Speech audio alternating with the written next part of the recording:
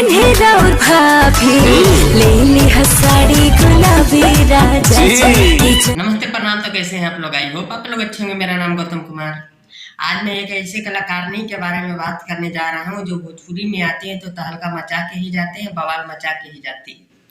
जैसे कि ये फोटो में देख सकते हैं। फोटो देखने के बाद तो कोई चेहरे के मुमताज नहीं है। भोजपुरी इंडस्ट्री में इनका नाम अक्षरा सिंह है। इनका एक सॉन्ग रिलीज किया गया है एक दिन पहले, जो अभी 25 नंबर पे ट्रेंड कर रहा है। जैसे कि देख सकते हैं, ये song Akshara Singh official channel से रिलीज किया गया है, जो अभी 25 नंबर पे ट्रेंड कर रहा है। जैसे कि देख सकते हैं, ये सॉन्ग का टाइटल है गुलाबी साड़ी राजा जी।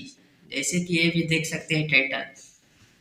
ये सॉन्ग का बोल है, धन चाहे मन चाहे अजीज कवन चाहे, मन चाहिए चीज कौन चाहिए, हमारा से बोला धन का चाहिए, हमारा से बोला का सनम चाहिए, कवनो होखे ना खराबी राजा जी, कौनो होखे ना खराबी राजा जी। बॉडी